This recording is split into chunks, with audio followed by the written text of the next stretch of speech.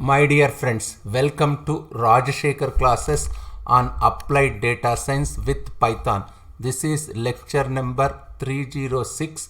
In this lecture, we will try to understand categorical and ordinal features. So, given a data set, till now, what we have been doing, if you remember our iris data set, I already discussed about this particular data set. What is this iris data set? Just try to recall lecture number 206. In this particular lecture, I clearly discussed about this particular data set.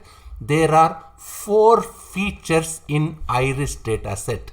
What are they? Sepal length, sepal width, petal length, petal width. Isn't it? All 4 of them are real valued numbers. What does it mean? Sepal length, sepal width, petal width are basically real valued numbers. So whenever we have taken any data point till now, I often written as xi belongs to r power d. What does it mean? Which means xi is a d-dimensional data point. But what happens in the real world? In the real world is not everything is real valued. We also saw how to convert text. We saw some examples of how to convert text to a numerical vector using multiple techniques. Let me write, otherwise we discussed text to numerical vector. Text to numerical vector, isn't it? We discussed multiple techniques like bag of words. I already discussed in my previous lectures. Even I discussed about TF, IDF. I discussed word to vec. Even I discussed about average word to vec. All these are techniques are useful to convert text into numerical vectors. But there are other cases. Let's take a real world example. So imagine if I am given some data. Objective here is to predict height of a person. So my y is nothing but height. Let's assume my first feature is, let me say, my first feature is weight. Let's assume my second feature is hair color. My third feature is country. So on. Let me say third feature is country. Let's assume I have many more features. Now, my objective is to predict height. Create a function. I must create a function for given x. It will give y, where y is height. I must say f of x equal to y, which is equal to height. For given x, I must predict its corresponding height. We are trying to build predictor. We are trying to build regressor. We are trying to build a regressor model which predicts. What is the intention of this regressor? What is the intention of this predictor? It has to predict height, isn't it? Let me repeat. We are trying to build a regressor model which predicts height given bunch of features. What are the given features? For given these features, for given weight, height, hair color, country, I must predict height. That is our objective. Now, weight is numerical value, isn't it? Basically, what is weight? Weight, it is numerical value. It's a numerical value. Weight is numerical value. Since it's a numerical, we can take it as it is without any modification, because at the end of the day, remember, x has to be converted into numerical vector. This particular vector, this vector must be converted into numerical vector. Why? Because your computer can process numerical vectors rather than your characters are strings, isn't it? Therefore, my intention is to convert my x into my x must be converted into numerical vector. In that case, I am not having any issue with weight. Why? Because basically weight is number. Let's assume I have an example here. Let's assume the weight is 100 kgs. Let me say the weight, let it be 100 kgs, quite high, isn't it? Hair color is, let me say, hair color is black, isn't it? Hair color is black. Country is, let's say, India. Let me say country is India. So on so forth. My height is, let's say, 180 centimeters. If you remember this 100, just see this 100 written as numerical value. I can take weight as it is a numerical value. Because it's numerical value, I can take it as it is. What about hair color? Hair color, let's assume, take multiple values. Let me say this hair color is taking multiple values. What are those values? That hair color may be black, hair color may be brown, hair color may be red, hair color may be gold color, hair color may be gray color. Let's say hair color takes these 5 values. Now, how do I convert hair color into, I must convert, how do I convert hair color is written as black here in my data into numerical vector? What is our intention? This hair color must be converted into numerical vector. That's our intention. One must remember, isn't it? Numerical value. How do I do it? Let's go and understand. So we have hair color. What is hair color? What are the possible values? Black, brown, red, gold, gray.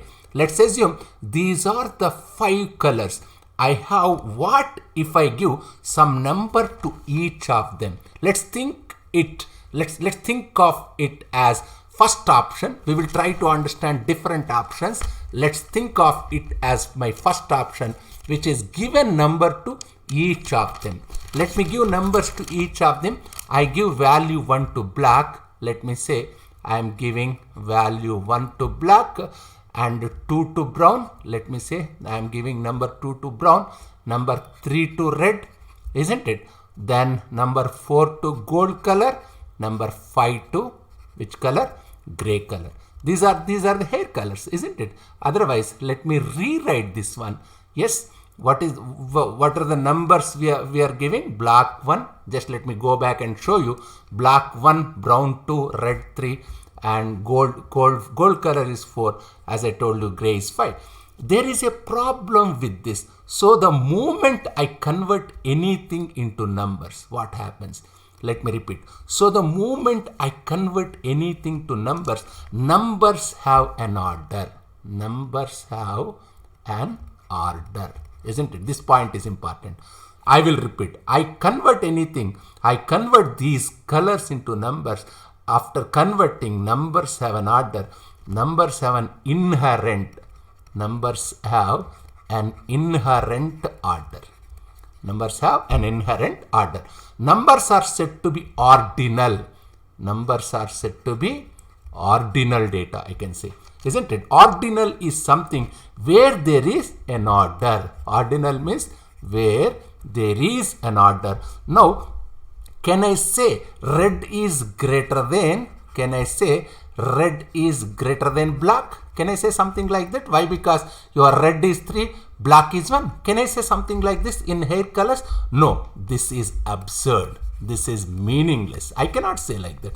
This is absurd. If I convert hair color into these numbers, I am introducing, if I convert these hair colors into numbers, I am introducing artificial order, isn't it? Artificial order, which is not desirable. Saying something like red greater than black is absurd. It's make no sense. They cannot be compared like numbers. But if I convert them into simple numbers like 1, 2, 3, 3 is greater than 1. But numbers, in the case of numbers, 3 is greater than 1, right? Isn't it? You are creating an artificial order which is not genuine. So the better solution is something called one-hot encoding, isn't it? We will try to understand what is this one-hot encoding. A one-hot encoding is much better strategy. One-hot encoding is very generic strategy. The way it works is as follows. Since the hair color is a feature, it has 5 values. I will create a 5-dimensional feature vector. Okay, my first feature will be black. Just try to recall what is my first feature. My first feature is black. My second feature will be brown. Third feature will be red. My fourth feature is gold, and my fifth feature is gray, isn't it? Let me say like this. So given any data point, it has hair color. Just try to recall. Just see, this is my data set. So given any data point, take any data point here. Let me take, this is x1 data point, isn't it? Given any data point, for each data point it has some color. X1, if I take x2, it has color. X3 data point, it has color, isn't it? For given any data point, it has hair color. Let's assume my hair color is brown. Let me say my hair color is brown. Let me say this is my xi. What is my xi? Let me assume this is brown, isn't it? Let me rewrite otherwise. Yes, let me say this is my xi. What is this xi? What it indicates? It indicates brown color. Let me say, what is this? This is corresponding to black color. Let me say this is corresponding to brown color. Let me say this is corresponding to red color. Let me say this is corresponding to gold color. Let me say this is corresponding to gray color. What is my data point? My data point has got brown color. Where is my brown? In which position I have brown? In second position. I must keep number 1 in second position. In all other positions, I must keep 0. Remember, hair color is only one feature. Just if you observe that table, here in this table, hair color is only one feature. I will replace this one feature with a 5-dimensional vector, 5 features where feature is binary. Since this is brown, for xi, this is brown, I will set brown as 1, rest of all of them are 0. Let me say, suppose there is another data point xj. Let it be xj. Let me assume my second data point is xj. Let me say xj is gold color. How can I represent this one? What is the gold one? First feature is as first feature, second feature, and third feature. Which is the feature represents gold? Gold is fourth feature, and I must keep zeros, isn't it? Just see this colors, this order. What is first one? First one is black. Second one is brown. My third one is red. Fourth one is gold. And last one is gray color. As xj represent gold color, in the place of gold, I am keeping 1 and keeping zeros in all other positions, because this fourth column corresponding to gold. One-hot encoding. What it simply does is it creates binary vector of the size of number of distinct elements. Here, how many possible elements, how many possible colors are there? There are 5 colors. Therefore, it is creating 5-dimensional vector, isn't it? Now, when I create a vector like this, these vectors also cannot compared. You can't say I have a vector representation. I have vector representation for brown color. I have vector representation for gold color. these vectors also cannot be compared. You can't say xi is greater than xj. There is no way to compare, and that's how it should be, isn't it? Colors cannot be compared, isn't it? I cannot say brown is greater than gold or gold is greater than brown. In that manner, these two vectors cannot be compared, and that's how it should be. Hair colors cannot be simply compared. So one hat encoding is very popular strategy of encoding categorical random variables or categorical features. This feature hair color here, hair color is categorical feature, isn't it? Why? Because it is taking different categories, isn't it? Hair color is a categorical feature because it has multiple categories it can take, such as feature is called categorical feature, where there are multiple values and there is no relationship of one being greater than other. Problem with one hot encoding is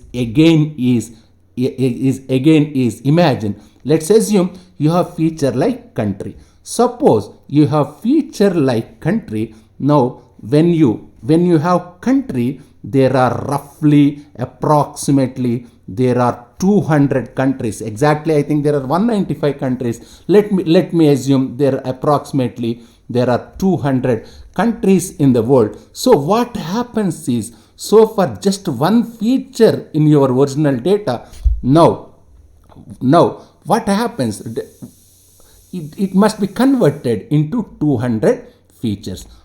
Means each vector of length is 200. Let me say this is my country 1. Let me say this is my country 2. This is my country 3. Let me assume there are 200 countries in the world. If there are 200 countries in the world, let me say I want to represent one hot encoding for country 3. Therefore, what I have to do? I must keep 1 in the place of C3 and I must keep zeros in the place of in all other positions. Here comes the interesting part. Remember, this vector is very sparse vector. This vector is very sparse vector, isn't it? Because only one value set to be 1. Given a data point xi, that person can belongs to only one country, only one value set to 1. Rest everything will be 0. So one problem is, if the number of distinct, if the number of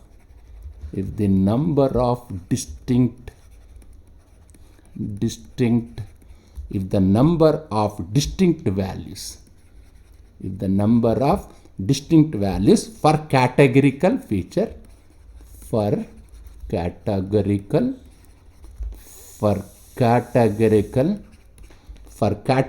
feature is high, or I can say is large, is high or is large, then one hot encoding can create